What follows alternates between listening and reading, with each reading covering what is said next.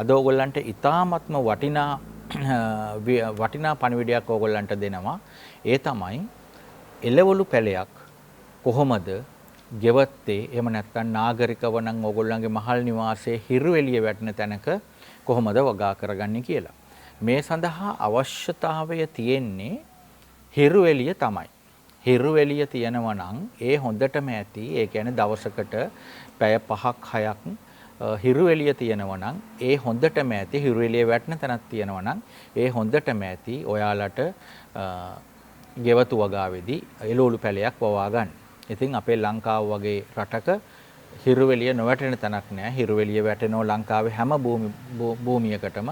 ඉතින් අපිට කොච්චර ලේසිද මේ වැඩේ කරන්න කියලා.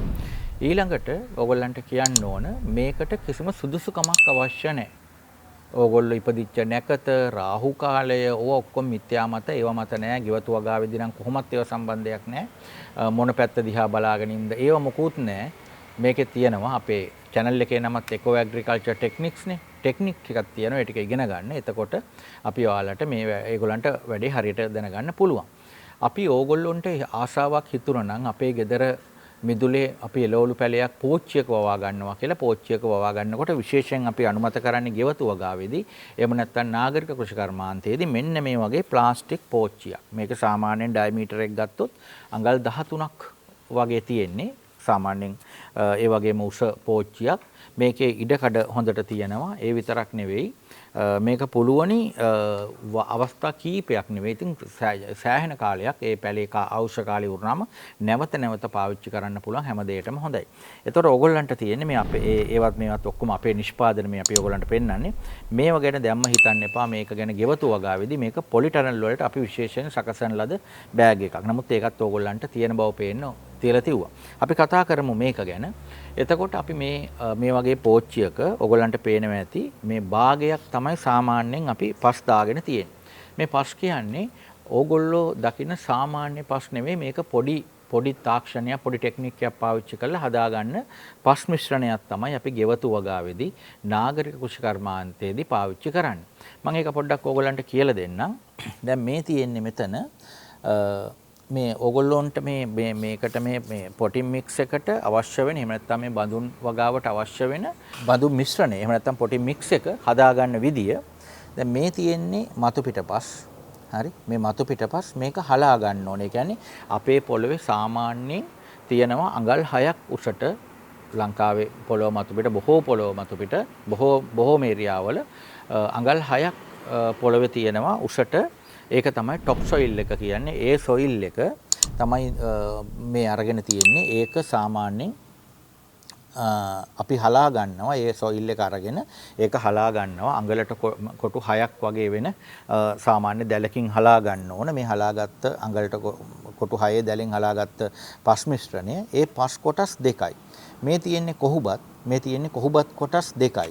මේ තියෙන්නේ අපි නම් වර්මි කොම්පෝස්ට් ගන්නෙ. එතකොට මේ තියෙන්නේ වර්මි කොම්පෝස්ට් ඕගොල්ලන්ට ඉතා හොඳ මට්ටමක හොයාගන්න පුළුවන් නම් මොනවද මේ නෝමල් කොම්පෝස්ට් ඒත් ඔයාලට ප්‍රශ්නයක් නැහැ ගන්න පුළුවන්. මේ තියෙන්නේ කරදහයිය. මේ හැම එකක්ම මේ වැඩේදී වෙන වැඩේ ගැන අපි කියලා දෙන්නම් ඕගොල්ලන්ට මොනවද මේකින් වෙන කාරණේ කියලා පස්සේ වීඩියෝ එකේ. දැන් අද තියෙන්නේ ඕගොල්ලන්ගේ ගෙවත්තේ කොහොමද පැලයක් ඉඳගන්නේ පෝච්චියක ඉඳගන්නේ කොහොමද කියන එකනේ එළවලු පැලයක්. ඒක නිසා වීඩියෝ දීර්ඝ වෙන නිසා ඉක්මනට අපි කතා කරගෙන යමු. එතකොට ඕගොල්ලෝ දන්නවා පස් කොටස් දෙකයි කොහොබත් කොටස් දෙකයි කොම්පෝස්ට් වර්මි කොම්පෝස්ට් නම් වඩා හොඳයි. වර්මි කොම්පෝස්ට් කොටස් එකයි කරදහයිය කොටස් භාගයයි. එතකොට මෙන්න මේ කොහොබත් ගන්නකොට මේකේ තියෙන ලවණ ගතිය pH අගේ බැලන්ස් වෙන්න හොඳට එකපාරක් වොෂ් කරලා ගන්න ඕනේ. එතකොට තමයි ඒක කොහොබත් අපිට හොඳ තත්ත්වයට එන්නේ. ඒක අපි වෙනම කතා කරමු ඒ අවස්ථාවල. එතකොට මෙන්න මේ තියෙන මේ අයිටම් ටික මේ එතකොට වර්ග 1යි 2යි 3යි 4යි මේ 4 හොඳින් මිශ්‍ර කරන්න ඕන. අපි නම් මේක මිශ්‍ර කරන්නේ යන්ත්‍රානුසාරයෙන්. නමුත් ගෙවතු වගාවේදී ඕගොල්ලෝ කරන්න ඕන මේක උදැල්ලක් එහෙම නැත්නම් සවලක් භාවිතා කරලා මේ මිශ්‍රණය එකට මිශ්‍ර කරගන්න ඕන. හොඳට මිශ්‍ර කරගෙන තමයි මේ වගේ පෝච්චියකට දාගන්න ඕන. මම කලින් උච්චුවා දැන් මේ පෝච්චියෙන් භාගය තමයි දාගන්නේ අපි. එතකොට ඇයි මේ භාගයක් දාගන්නේ? පසුව මේකට අපි එකතු කරන වර්මි කොම්පෝස්ට් එහෙම එකතු කරගන්න මාසෙන් මාසෙ අපි ඒව එකතු කරනවා. එකතු කරගන්න මේක ඉඩකඩ තියාගන්න ඕනේ. ඒක නිසා භාගයයි මේකේ අපි හදාගත්ත මේ මිශ්‍රණය දාන්නේ බඳුන් මිශ්‍රණය දාන්නේ මේ පෝච්චියෙන් භාගයයි. ඊළඟට කියනවා නම් ඕගොල්ලෝ පළමුවෙනි වතාවට අත්දැකීම් අඩුවෙන් නම් ගෙවතු වගාවක් පටන් ගන්න, ගෙවත්තේ පැලයක් දෙකක් වවන්න පටන් ගන්න. ඕගොල්ලෝ ඉස්සර වෙලාම වවන්න ඕන පැලේ තමයි මේ වම්බොටු පැලේ. වම්බොටු තමයි ඔයා ඉස්සරලාම වවන්න ඕන. අමාරු පැල. ඒ කියන්නේ හදන්න අමාරු පැල. දැන් උදාහරණයක් වශයෙන් ගත්තොත් ණය මිරිස්, මාළු මිරිස්, ඒ වගේ වර්ග හදන්න අමාරුයි ටිකක් මුල් කාලේ. ඒ කියන්නේ අත්දැකීම් අඩුවෙන්. ඒකට හේතුව මේ පරිසරයේ ඉන්න ගොඩාක්ම මේ කෘමීන් ඒවට හානි කරනවා. විශේෂයෙන්ම ඔය සුදු මැස්ස හැම ඉක්මනින්ම හානි කරන එකක් තමයි ඔය ණය මිරිස් කියන්නේ. ඒක නිසා ඒවා හදන්න බැරුව නෙමෙයි, හදන්න පුළුවනි. හැබැයි ඒවා ප්‍රථමයෙන්ම හදන්න පටන් ගන්න ඕන ගෙවතු වගාවකදී වම්බොටු. ඒ වගේම තමයි මේ බණ්ඩක්ක පැලත් ඕගොල්ලන්ට හොඳට හදන්න පුළුවන් ඕගොල්ලන්ගේ අත්දැකීම් ටික එනකම්. එතකොට මේ වම්බොටු පැලයක් අපි දැන් මේ වම්බොටු පැලය ගත්තොත් මේ අපේම සීඩ් මික්ස් එකක්. මේ සීඩ් මික්ස් එක හදන විදිහත් කියන්නම්. ඒ කියන්නේ මේ ඕගොල්ලෝ මේ බීජ පැල කරගන්න හදපු මිශ්‍රණයට අපි සීඩ් මික්ස් කියලා කියන්නේ. ඒ සීඩ් මික්ස් එකත් හදන හැටි කියලා දෙන්නම්. අපේ සීඩ් මික්ස් එකේ තියෙන විශේෂත්වය තමයි මේ මාසයකට දවස් 5ක් කල්ලිකුත් මේ කාලය ගියපු මේ පැල ඒත් සීඩ් මික්ස් එකේ හොඳටම තියෙනවා. මොකුත් ප්‍රශ්නයක් නැහැ. මොකද ඒ සීඩ් මික්ස් එක හොඳ පෝෂණ ගුණයෙන් යුක්තව අපි හදනවා. ඒක හදන විදිහත් අපි ඊළඟ වීඩියෝ එකෙන් කියනවා. එතකොට මේ විදිහට මාසෙක දවස් 5ක් වෙලා තියෙනවා. නමුත් එච්චර කල් අවශ්‍ය නැහැ. සති 3න් පස්සේ සාමාන්‍ය වම්බොටු බණ්ඩක්ක වගේ ශාක සත් 3ක් යනකොටම බීජේ ඉඳලා මේ පෝච්චියේ ඉඳන් පුළුවන් තත්වයට එනවා. අපි දැන් බලමු ඊළඟට කොහොමද මේක අපි පෝච්චියේ ඉඳගන්නේ කියලා. මේ පෝච්චියේ ඉඳන්න කලින් ඔයාලා අත්‍යවශ්‍යම වැඩක් කරන්න ඕන. ඒක තමයි මේ අපේ පස් මිශ්‍රණ තුල තියෙනවා මේ දිලීර. මේ ඒව මේ ශාක ඊතා කුඩා මට්ටමේදී මේ මූල පද්ධතිය ඊතා සියුම්. එතකොට ඊතා ඉක්මනින් මේගොල්ලන්ට මේ දිලීර රෝග වැරදෙන්න පුළුවන්. ඉතින් අපි ගෙවතු වගාවේදී නාගරික කෘෂි කර්මාන්තයේදී ඔයගොල්ලන්ට නිර්දේශ කරන්නේ කැප්ටාන් කියන මේ රසායනික අහුගමන් බය වෙන්න එපා. ඊ타ත්ම මිත්‍රශීලී ලෝකෙ දියුණු තාක්ෂණයෙන් හදපු රසායනික ද්‍රව්‍යයක් කැප්ටාන් කියන්නේ මේ පස්වල තියෙන දිලීර නාශනය කරන්න හදපු හොඳම රසායන ද්‍රව්‍යයක්. මම ඒක ඔයාලට කියන්නම් කොහොමද ඒක මිශ්‍ර කරගෙන මේකට දාන්නේ කියලා. දැන් මේ තියෙන්නේ අපි මේ බඳුන් වල තියෙන දිලීර විනාශ කර ගැනීම සඳහා පාවිච්චි කරන කැප්ටාන් මිශ්‍රණ මේ කැප්ටාන් පවුඩර් එක. මේක අපි මිශ්‍ර කරගන්න ඕනේ ජලයත් එක්ක. මිශ්‍ර කරගන්න විදිය මේකයි. මේ තියෙන්නේ අපි කැප්ටාන් බෝතලයකට දාලා තියාගෙන ඉන්නවා අපේ පාවිච්චියට. අරකම තමයි. මේක මිශ්‍ර කරන්නේ මෙහෙමයි. ලීටර් 5කට තේ හැන්දෙන් 1යි. ලීටර් 5කට මේ වගේ තේ හැන්දක් ගත්තා. මේ තේ හැන්දෙන් 1යි. හරි. දැන් මේ හොඳට කලවම් කරගන්න ඕනේ මේක. දැන් මේ කැප්ටාන් අපි මේ පෝච්චිය හොඳට තෙමා ගන්න ඕනේ මේ දිලීර විනාශ කර ගැනීම සඳහා ඔය. එතකොට යටින් අපිට වතුර බේරෙන එක වළක්වන්න මෙන්න මේ වගේ මේ නර්සරි ට්‍රේ එකක්. මේ වගේ නර්සරි ට්‍රේ එකක් උඩ තියාගත්තම යටින් පෝච්චියෙන් එන වතුර ටික ඒකට රැඳෙනවා. මේවට කියන්නේ නර්සරි ට්‍රේ. එතකොට මේකටත් අවශ්‍ය ඕන නම් මේකටත් දාන්න පුළුවන්. මේක මේ බෑග් එකක වැව්වත් මේ ග්‍රෝ බෑග් එකක වැව්වත් වවන්නේ මේ විදියට. එතකොට දැන් ඔයගොල්ලෝ දැක්කා සාමාන්‍ය ලීටර් 5ක් කියන ලීටර් 2ක් විතර දැම්මම ඇති මේකට. දැන් ඔයාලා කැප්ටාන් දාගෙන ඉවරයි. එතකොට දැන් අපි ඊළඟට බලමු කොහොමද මේකේ පැලයක් ඉඳගන්නේ කියලා. දැන් අපි කතා කරානේ මේ වම්බොටු පැල බණ්ඩක්ක පැලනේ අපි ඉස්සෙල්ලාම ඉඳගන්නේ. එතකොට දැන් මේ වම්බොටු පැලයක් අපි කොහොමද ට්‍රේ එකෙන් ගලවගන්නේ කියලා බලමු. අපි බලමු මෙන්න මේ විදියට බලන්න. ලස්සනට අපි ගලව ගත්තා. මෙන්න මේක අපි ඉඳන්න යන්නේ. එතකොට අපි මේ පැලයක් ඉඳනකොට ඕගොල්ලෝ දැනුවත් කරන්න තව විශේෂ කාරණයක් තියෙනවා.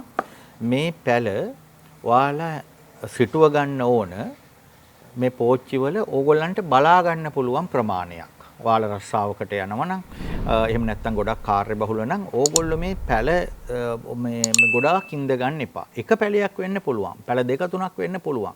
එතකොට ඒ Tamanට බලන්න පුළුවන් ප්‍රමාණයට තමයි මේ පැල ඉඳ ගන්න ඕන. නිකන් ඊට පස්සේ පැල වුණා කියලා පැල තිබුණා කියලා පැල ඊට පස්සේ පෝච්චි වල ගොඩාක් ඉඳගෙන වැඩක් නැහැ. Taman තීරණය කරන්න Tamanට පැල 4ක් 5ක් වගේ තමයි මුලින් බලා ගන්න පුළුවන්. කලබල වෙන්න එපා. ඉවසීමෙන් වැඩ කරගෙන යමු. ඒ ඉවසීමෙන් වැඩ කරගෙන යනකොට ඔයගලන්ට ගොඩාක් හොඳ වැඩ ටිකක් කරගන්න පුළුවන් ගෙවත්තේ. එතකොට මේ ඉස්සෙල්ලාම එක පැලයක් හරි කමන්නේ තමන්ගේ අත්දැකීම් වෙනකන් ඉඳ ගන්න. පැල දෙක තුනක් වගේ සීමාවකට ගියාම ඊට පස්සේ ඊළඟ ටික ටික මේ පැලේ හැදෙනකොට ඕගොල්ලන්ට පුළුවනි කොහොමද මේක වැඩි දියුණු කරගන්නේ කියලා. එතකොට සාමාන්‍ය මේ වගේ පෝච්චි ගත්තොත් මේ පැලේ ඉඳුවට පස්සේ මේ පැලේ ඉඳපු සෙන්ටරේ ඉඳලා ඊළඟ පෝච්චියේ පැලේ ඉඳපු සෙන්ටරේට සාමාන්‍යයෙන් අඩි 3.5ක් විතර තියෙන්න ඕන පරතරය. ඕන පැත්තකට අඩි 3.5ක් විතර තියෙන්න ඕන. එතකොට මේ පැලේ ඉඳගත්තට පස්සේ ඕගොල්ලෝ එකපාරටම ගෙනහිල්ලා මේක අවුවේ තියන්නේ නැහැ. මේක දවස් එකමාරක් විතර මේක මේ පැලේ ඉඳලා හෙවණක තියෙන්න ඕන ගහක් යට. එහෙම නැත්නම් සාමාන්‍ය කෙලින්ම අවුව වැටෙන්නේ නැත්නම්ක මේක තියෙන්න ඕන. මේක තිබුණම ඊට පස්සේ දවස් එකමාරකින් එහෙම නැත්නම් දවස් දෙකකින් විතර පස්සේ තමයි ඕගොල්ලෝ කෙලින්ම ඍජු අවුවට තියන්නේ මේක. දැන් අපි මේ පැලේ ඉඳ ගන්න යන්නේ. හරි. පැලේ ඉඳලා ඉවරයි. දැන් ඊට පස්සේ දැන් මේක දැන් අපි දැන් ඔයාලට මුලින්ම කිව්වනේ මේක පැලේ ඉඳලා ඉවර වෙලා අපි දැන් පොඩ්ඩක් හේවනේ තියලා දවසකට දෙකකට පස්සේ මේක අපි අවුවේ තියනවා. තියලා අපි මේ පැලේට ඉඳලා සිටුවලා සතියක් ගියාට පස්සේ අපි මේකට වර්මි කොම්පෝස්ට් ටිකක් අපි දානවා. අපි දැන් මේ දවස්වල ජනප්‍රියම අපි නිෂ්පාදනය කරන්නේ වර්මි කොම්පෝස්ට් නේ. මොකද සාමාන්‍ය කොම්පෝස්ට් හොඳ ඒවා හොයාගන්න ඉතාමත් අමාරුයි. ඒක නිසා වර්මි කොම්පෝස්ට් සාමාන්‍යයෙන් ගත්තොත් මේකට මේ ග්‍රෑම් 500ක් අහු වෙනවා.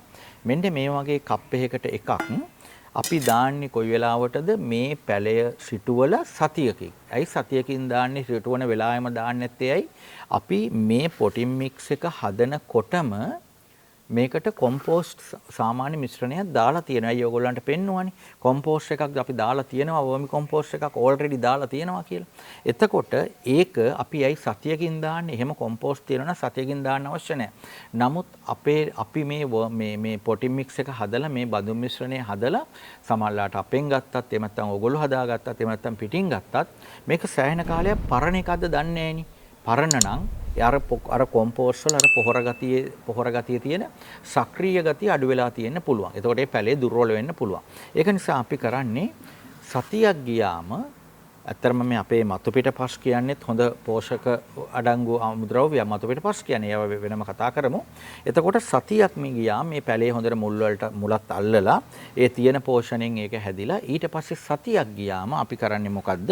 මෙන්න මේ භාජනයෙන් එක ග්‍රෑම් 500ක් වෙන්නේ එකක් අපි වර්මි කොම්පෝස්ට් දානවා. හරි? වර්මි කොම්පෝස්ට් දානවා. මේ තියෙන්නේ හරි මේකත් තමයි දාන්නේ. මේක අපි මේක වටේට මේ වගේ ටූල් එකකින් ක්ලියර් කරලා දානවා. හරි? එන්න මේ විදිහට තමයි දාන්නේ.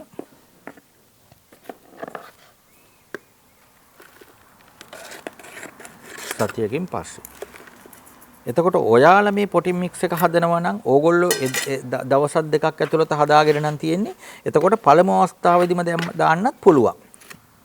දැන් ඔයා කරන්න ඕන එදා පැලේ මේ සිටුවද්දී ඕගොල්ලෝ හදාගත්ත නේද අර කැප්ටාන් මිශ්‍රණය. අන්නේ කැප්ටාන් මිශ්‍රණේ ඉතුරු වෙලා තියෙනවා නම් එහෙමයි. එහෙම නැත්නම් පොඩ්ඩක් මිශ්‍රණයක් ආයි නැවත අර ක්‍රමයටම හදලා ඒ අනුපාතය අනුව බලලා හදලා මේක වටේට පොඩ්ඩක් ආයි කැප්ටාන් පොඩ්ඩක් දානවා. මෙන්න මේ විදිහට දානවා. ඒ මොකද ඒ අර අපි දාපු වර්මි කොම්පෝස්ට් වලත් යම්කිසි දිලීර තිබුණොත් ඒකත් විනාශ වෙන්න තමයි දාන්නේ. මොකද මෙච්චර මේ මොහොතේදී අපි දිගින් දිගට කැප්ටාන් දාන්නේ නැහැ. මේ මොහොතේදී දාන්නේ මේ ගහේ මූල පද්ධතිය එහෙම නැත්නම් මේ මුල් තාම ඉතා සියුම්. ඒක නිසා දිලීර ඇටැක් එකක් ඉක්මනින් එන්න පුළුවන්. ඒක නිසා තමයි තාම සතියයි මේ පැලේ පරණ සිටුවල සාමාන්‍යයෙන් ගත්තොත් දැන් මාස එකමාරක් වගේ තමයි උපරිම තාම මේ පැලේට වයස වෙන්නේ. ඒක නිසා අපි මේ පැලේ ආරක්ෂා කරගන්න, දිලීර වලින් ආරක්ෂා කරගන්න ආයි වර්මි කොම්පෝස්ට් දැම්මා. ආයි නැවත මේ කැප්ටන් දැම්මීමක් විශේෂ අවශ්‍යතාවයක් උනේ නැත්තම් අවශ්‍ය වෙන්නේ නැහැ. මොකද එතකොට පැලේ හොඳට මෝරලා දිලීර වලට ඔරොත්තු දීමේ ශක්තිය හැදිලා තියෙන්නේ. දැන් අපි කොහොමද මේ පැලේට ජලය යොදන්නේ? මේ සාමාන්‍යයෙන් බඳුනක සිටුවන ලද පැලයකට ජලය අවශ්‍ය වෙන්නේ වරකට මිලිලීටර් 500ක් වගේ තමයි. හරි?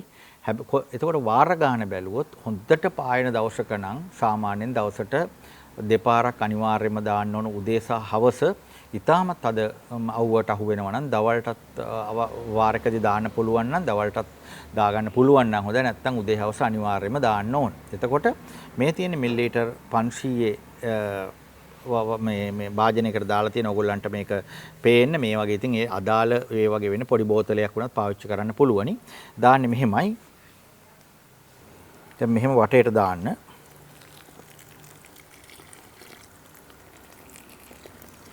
එතකොට පැලයකට අවශ්‍ය වෙන්නේ සාමාන්‍යයෙන් එක වරකට මිලිලීටර් 500ක් පමණයි වතුර. ඊට වැඩි දාන්න එපා. ඊට වැඩි දැම්මොත් අපරාධේ වතුර නිකන් අහක යනවා, යටින් යනවා. ඉතින් ඕක තමයි සාමාන්‍යයෙන් ජලය දාන ක්‍රමය. දැන් සාමාන්‍යයෙන් ඕගොල්ලෝ පැලයක් සිටුව ගත්තට පස්සේ ඕගොල්ලන්ට මේ පැලයට ජලය දැන් ඇද්ද කියලා බලන්න අපි සාමාන්‍යයෙන් මේ ග්ලව්ස් එක ගලවලා සාමාන්‍යයෙන් ඇඟිල්ල මෙහෙම ටිකක් යටට දාලා බැලුවම මේ වගේ අඟල් දෙකක් වගේ ප්‍රමාණයක් තෙතමනිය තියෙනවා නම් අපි හිතනවා ඒකට අපි කියනවා ඒකට ජලය ඇති ප්‍රමාණය ඇති. තෙතමනිය අඩු නම් ටිකක් වියලි ගතියක් තියෙනවා නම් අනිවාර්යයෙන්ම ජලය දාන්න ඕනේ. ඒක තමයි ජලය ප්‍රමාණය ඇද්ද නැද්ද කියලා බලා ගන්න විදිය. ඕගොල්ලෝ මේක කරගෙන යනකොට විශේෂයෙන්ම පැල ඉන්දනකොට ගන්න තිබුණා කියලා ඔය ගෝවා මේ එතකොට කැරට් වගේ එතකොට රතු වල වගේ නුවරඑළිය පැත්තේ වැවෙන එළවලු දැනට මේ කොළඹ ඒ වියලි කලාපවල වල වගේ දේවල් වල වවන්න දැනට උත්සාහ කරන්න එපා. අත්හදා බැලීම් කරන්න දැනට යන්න එපා.